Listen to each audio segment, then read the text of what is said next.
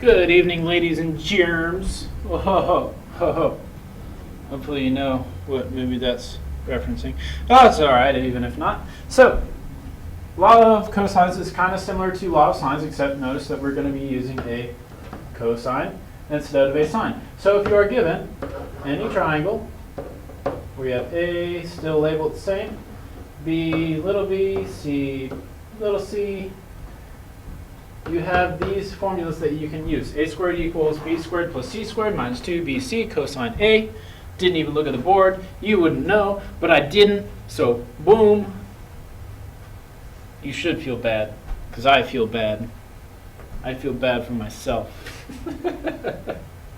Okay, but notice, you have a squared on one side, cosine A, everything else is b and c. Doesn't matter where you put b squared or c squared in this equation. It could be c squared plus b squared equals, or minus 2cb. Makes no difference at all because addition is associative as well as multiplication is associative. So really, the only thing that you need to know about your formulas is whatever you choose to be on one side of the equal sign, that angle across from it has to be inside of the cosine. Same thing with the c's. You have c squared, so cosine of c. Other than that, law of cosines is pretty straightforward. So here we go! Alright, so let's say you're given a triangle like this. Well, I don't have any angles, so I can't use law of sines. So obviously we're learning about law of cosines. So pick an angle. Doesn't make a difference which one you choose. Law of cosines is pretty easy to use. Haha, I did a rhyme. Just in time. So say I want to find the angle C first. That means that I'm going to have C squared equals, so C squared equals A squared plus B squared minus 2AB cosine C. You like my song? I didn't make it very long. And now I'm going to do some math so I can go home and take a bath. Oh, ill rhymes on you, man. You ain't got no chance. No chance! So if I do 11 squared equals A is 18 squared plus 10 squared minus 2 times 18 times 10 cosine of an angle that I don't know. Well, now I do know though that I have 121 equals whatever 18 squared is. I'm going to assume that it's 324 because I just did it in the calculator. I mean my brain. Yeah, my brain. And this is minus 360 cosine C.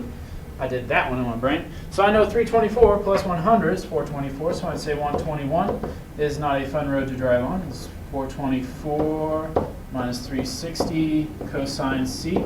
Now, notice, 424 minus 360, you cannot just add these. Do not just say, oh, 424 minus 360 is 64, so this must be 64 cosine C. This cosine C acts like a variable, so you cannot add those two things. So don't do it.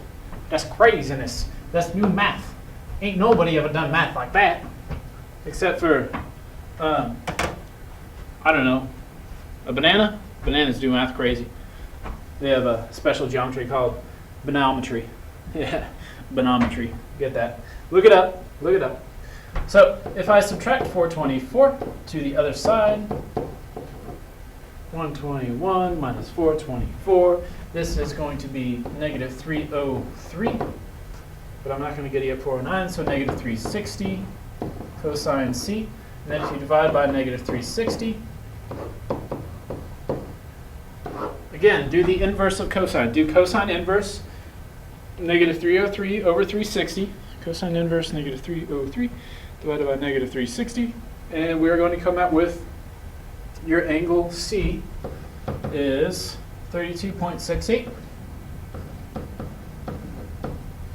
All right, now that we have C, yes, we can do law of cosines again to find B, and then we know triangles add up to A.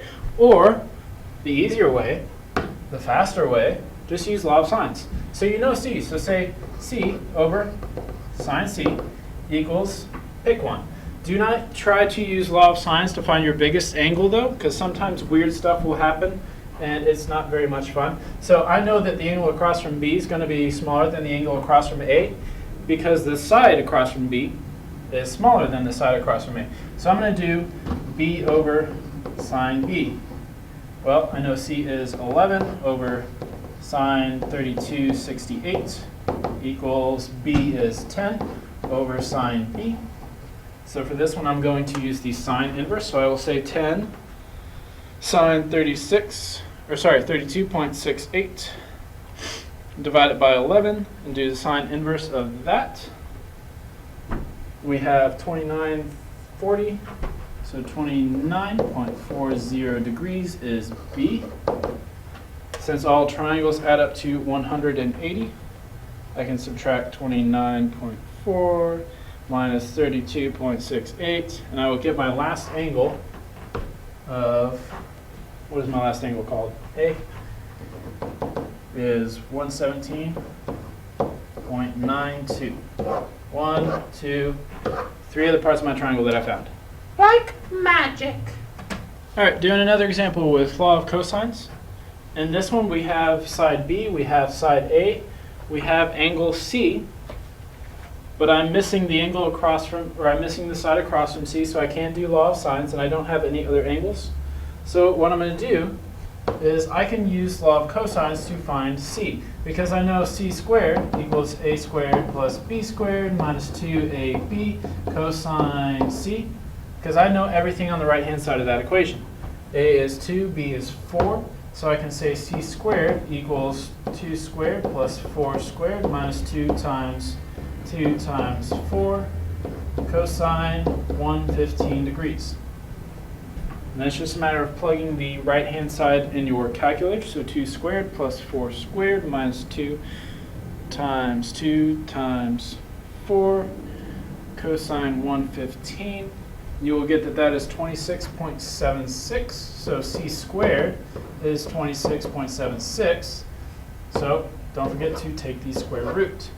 Square root that side. And you will get that C is 5.17.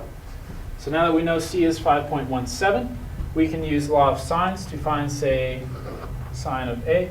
So if I say 5.17, which is C over sine of C, so over sine C is 115 equals A is 2 over sine A. Cross multiply, divide, so 2 sine 115 divided by 5.17, and then do sine inverse to get that angle, which is 20.52. And now we know that A is 20.52 degrees.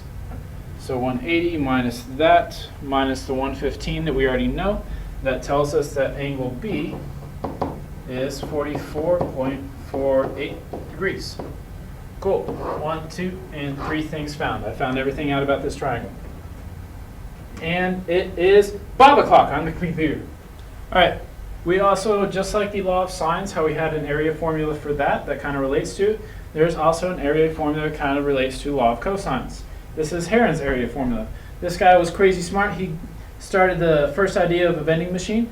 You were going to drop a coin that was going to land on a little catcher thing. I don't know what to call it right now.